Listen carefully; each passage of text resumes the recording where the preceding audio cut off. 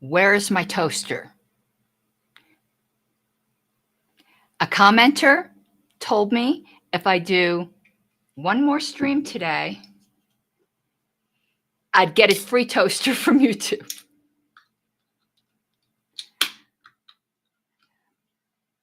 Not doing this for the toaster. I'm doing this because I obviously have OCD and autism, and I don't mean that sarcastically. Okay, since my last video, because I get really embarrassed when I'm utterly wrong about something that I was positive I was right about. So after apologizing and conceding the error, I wanted to track down how in the world did I ever think that?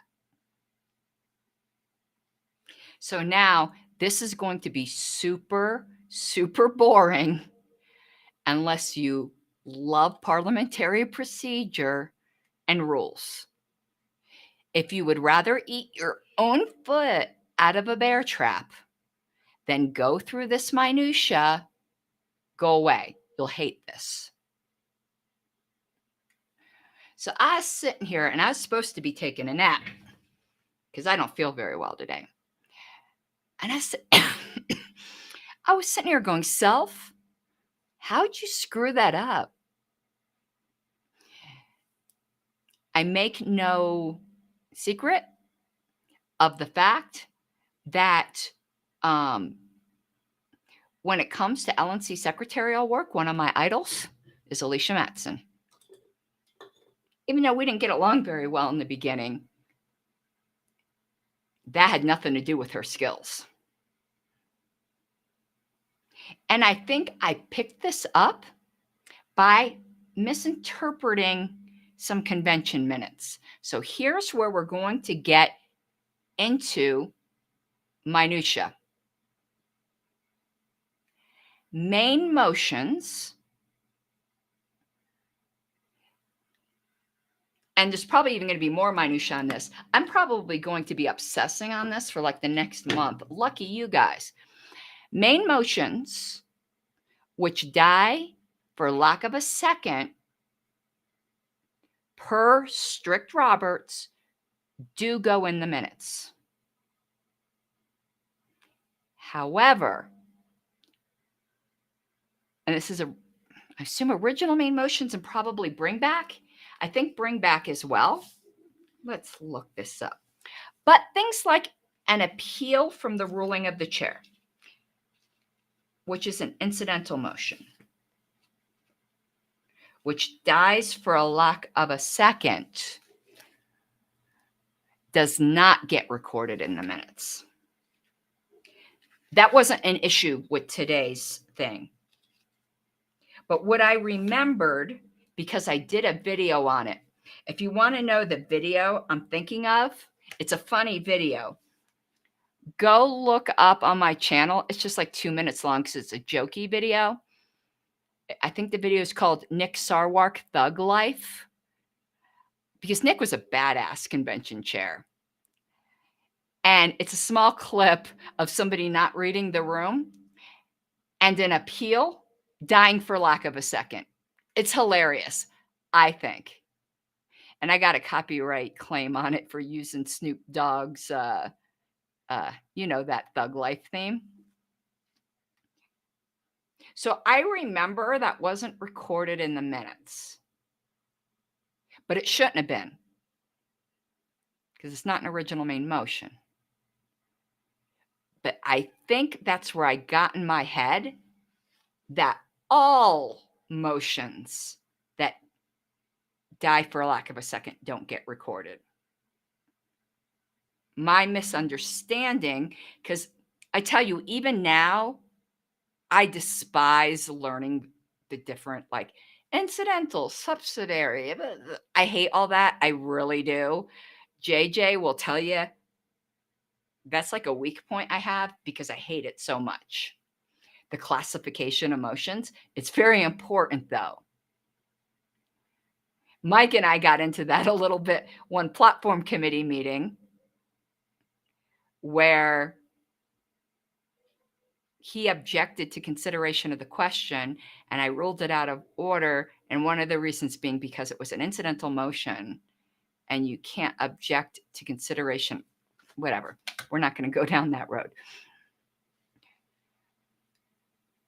Which is something I learned from JJ, by the way, too. I didn't know that until recently because I hate the freaking classifications of motions. That is my weak point. So I have to use this thing all the time. Let me show you. In the front of Roberts, I like cut out this colored thing that tells you which tab is which kind of motion because I can never remember.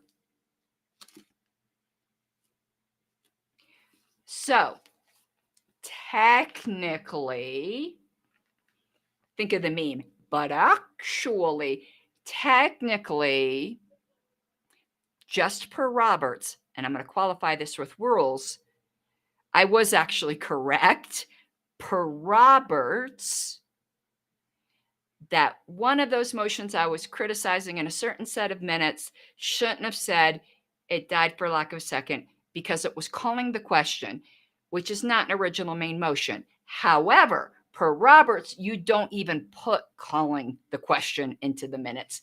So that should never be an issue. However,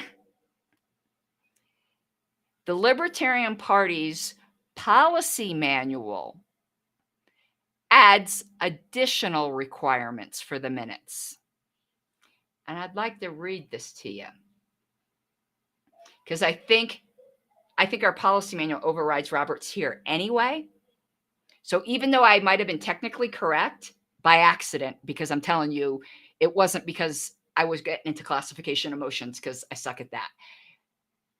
I would have said that even if it was a main motion. So I'm not trying to be right. I didn't understand this. Oh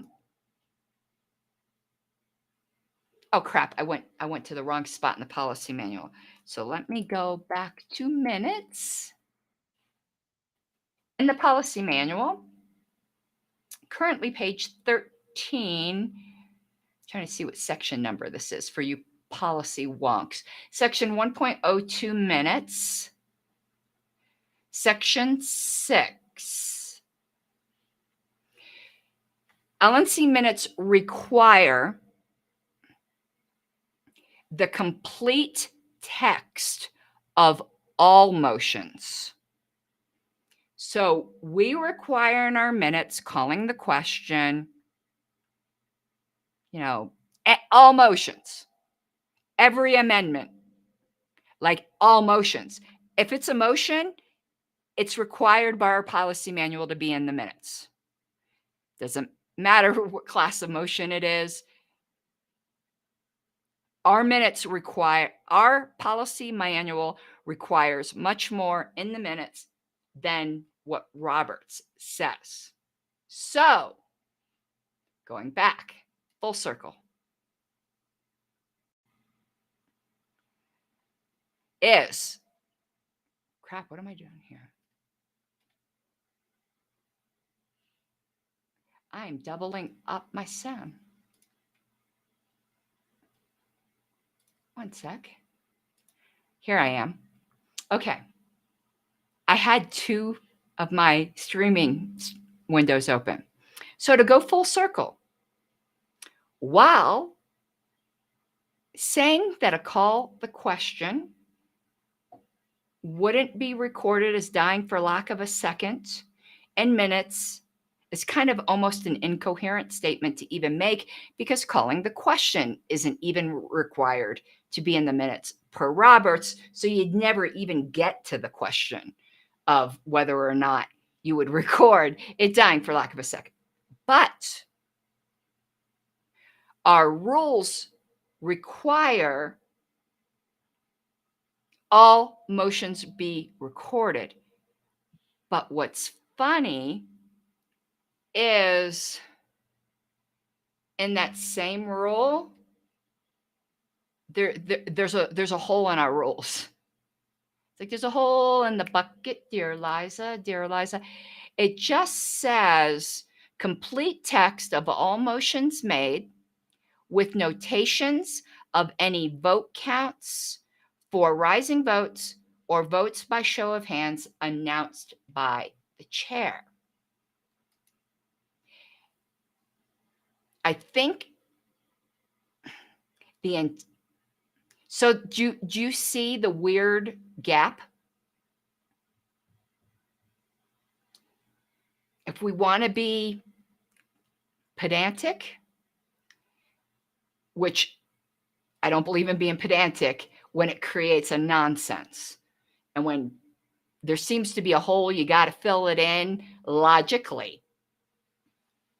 So, according to the LNC policy manual, you have to record the complete text of all motions made, which would include call the question.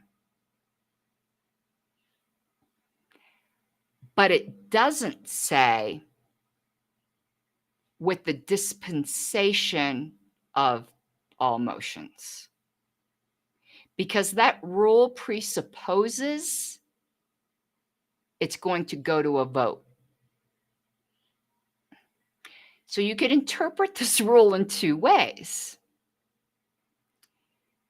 You could interpret this rule as meaning, if you're going to be pedantic, that you would record, call the question, and if it died for lack of a second, you don't say that, you just leave it hanging out there in the minutes. So the minutes would say, so-and-so called the question, and just leave everyone wondering what happened with that, which is incoherent. And then the logical thing to do to fill that incoherence would be to record that it died for lack of a second, or that it was withdrawn, which I always recorded withdrawn, even though that's not required under Roberts, and not specifically required under our rules, because the rules seem to imply the text of all motions made for which there was a disposition, like that actually came before the body for a vote. And ones that die for a lack of a second or are withdrawn, well, withdrawn could have come before the body because it requires unanimous consent. Oh, we're going down such a rabbit hole here, and I love this crap. So our policy manual is a little bit incoherent at this point. You either interpret the policy manual. There's three. Is there three ways or two ways? Let me just name the possible ways you can interpret this. So all of this really has nothing to do with the current set of minutes we are looking at. This is a philosophical discussion that I'm just fascinated by because I'm weird like that. So you could interpret the policy manual as meaning you record, call the question, and just leave it a mystery to the reader as to what happened. To me, that's untenable. So then, second option is you record, call the question, and what happened to it. Died for lack of a second, was withdrawn, or a vote. Third option is that you don't even mention motions except for main motions, because you've got a specific Roberts rules on that didn't come to a vote. Those are your only three options, I think, pursuant to our policy manual. And even though option 2 is recording the motion and noting that it died for lack of a second or was withdrawn, one can argue that's technically not required by our policy manual. A strict interpretation of our policy manual on this, I think, is incoherent. I think that part of the policy manual needs to be amended. And I know Tim Hagen watches these types of shows because he loves this shit. Because when I once mentioned on one of my shows that our policy manual says the secretary or the chair needs to start an email ballot, but doesn't give a time frame for it, so that like you could sit on it for a week. He ended up moving. There's a policy manual amendment that put in a time frame for it. Not that anyone would have done that, but technically they kind of could. Of course, someone could put the motion from the floor. That's a whole other thing. I'm just saying that I know he watches. So Tim, if you're watching, or I will do this if I'm elected, because this is going to bug the living crap out of me, I think the policy manual needs to be amended. And it's probably, Tim, not worth you doing it in the twilight of this LNC, because then they'll probably just add a bunch of crap that has nothing to do with it fixing anything. But I think the policy manual needs to say complete text of all motions made, including the disposition thereof, and then continue with what it already says, with notations of any vote counts for rising votes or votes by show of hands announced by the chair. I think that would fix this issue. Now I feel fulfilled. I need a cigarette, because I tracked down, I think, where I got this wrong years ago and kept this wrong idea in my head for so long, and why I was pretty convinced that our policy manual didn't require noting withdrawal of a motion, but I did it anyway. And the incoherence in our policy manual that makes coherent reading of the minutes makes noting dying for lack of a second on all motions, withdrawal on all motions necessary, or people will be like, what is this? The mystery magic bus tour? So and so moved to call the question. Next thing you know, it just moves on, and you're like, and what happened? So, mystery solved. And I spent an hour on this crap. And any of you who watch this, because you didn't heed the warning and you're confessing that you love this kind of crap, and you are not already a registered parliamentarian or a PRP, you should be. Go take the test, because you're a sick puppy like me. The four of you that I see watching this, my streams always have way more than that. You have the same sickness I do. Now there's 5 of you. Holy crap. Just go take the test already and get your certification. But I solved the mystery in full and found a problem in our policy manual that most people wouldn't give a shit about. Okay. I'm giving up on my nap because I have another meeting. I'm still working on the Massachusetts appeal.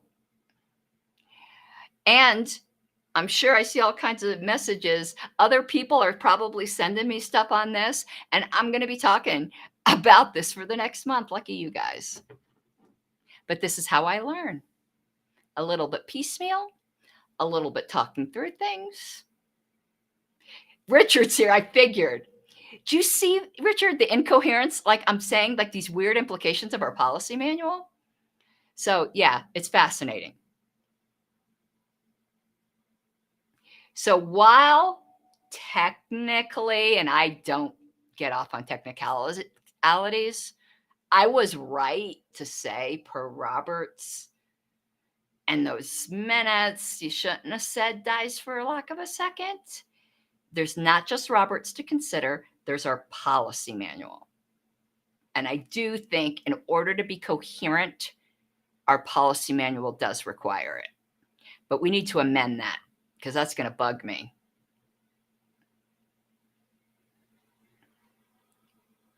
And the incoherence there is entirely my fault because I wrote that part of the policy manual.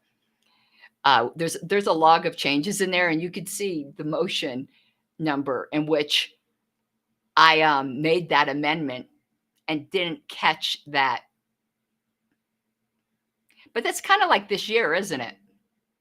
All of us, I think, are finding gaping holes in the national bylaws this year that like have gone unnoticed for years because the crazy state the party is in is revealing all kinds of holes that you wouldn't know. And I mean, that's just kind of how things is. In very established societies, that's how most bylaws changes come about because a oh shit situation came up and you realize your bylaws either are ambiguous, they don't give guidance at all, like there's a missing thing.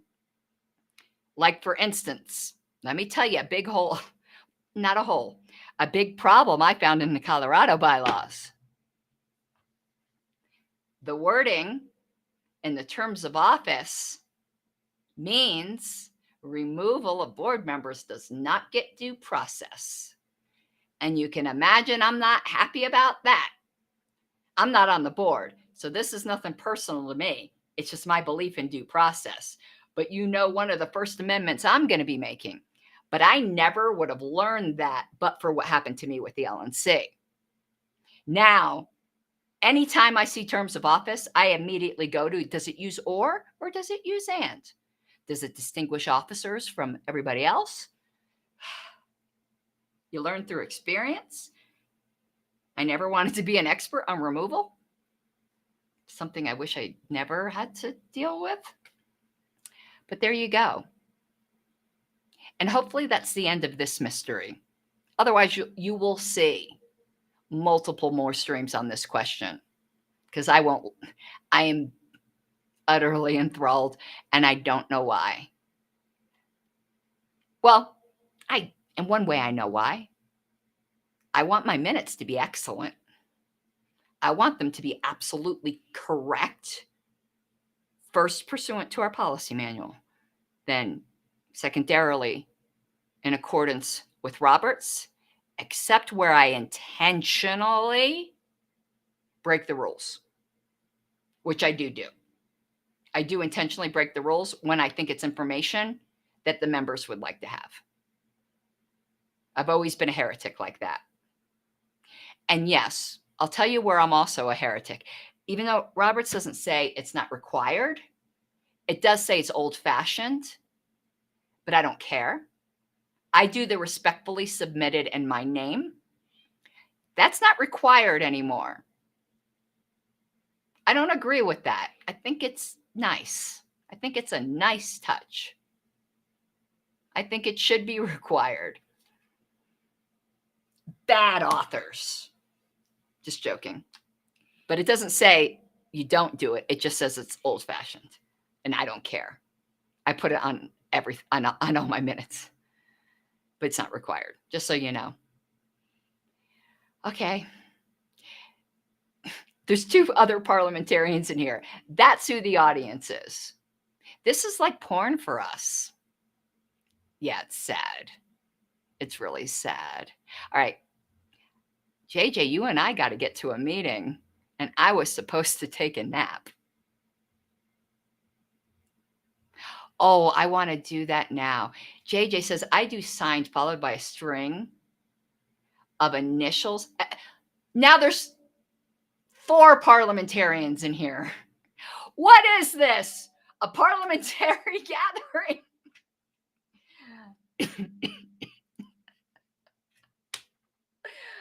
Now, Mike's not officially certified, but he needs to get in here too. We need to make this like Some like little geek meeting. But so JJ says, I do signed followed by a string of initials and titles. I don't know if you watch Game of Thrones, which I adore that show. If you remember when the guy who got his head chopped off, God, I'm forgetting his name, Stark. Can't remember his first name now. The Honorable Eddard Stark. That's it. So when Ed Stark, when Robert Baratheon was dying, and he was handwriting out the will, and Ed Baratheon was going, King of the Andals and the titles, all that. Titles.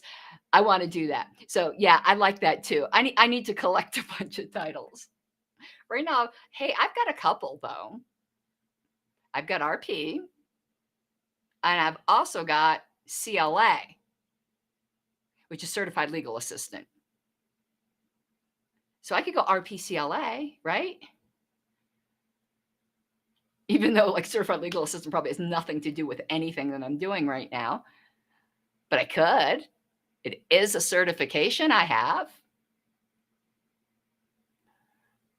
Evening, Diana. Chuck Moulton says, I put up bylaws proposals from the survey on Elpedia. The survey will probably go out in 24 hours. The JC opinions will probably be released tonight or tomorrow morning. Thank you. Chuck, I'm sure you know that I wanted to see the opinions really badly. So thank you. That's good information. Obviously, I know that's just you. I can't, if something happens and they're not, I'm not going to be like all mad or anything. But that's good to know. That's good to know.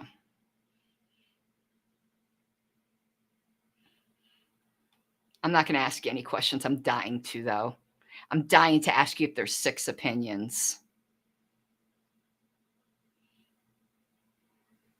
Oh, I don't think anything's a holdup. I'm actually very grateful that Mary told everyone what the decision was. Like, I'm not like mad at all about it taking a while. I'm happy that we got the decision early without waiting for the opinions. Obviously, I'm very curious. Most members aren't going to read them. They just want to know the final thing. So I never thought anyone was a holdup. But can you tell me? You don't have to. Are there 6 opinions? Or did like one person write like the opinion of the negative and the others concurred? Same thing for the affirmative. I'm just super curious. I knew you would write an opinion. This isn't a slam on you because I would be the exact same way, because it's not like you not to write an opinion, just like me. If I was ever on the JC, God help me, I have no plans to ever be on the JC. But if I were, I'd write an opinion on everything. But I'm just curious if everyone did. Because JJ and I have had a discussion, and I've got kind of like it's not a bet. Don't get excited. I have a prediction that I'm just curious if it's true. Like, I want to know how good I am at knowing people well. All right. I got to go. Got to go to a Zoom meeting. Laters.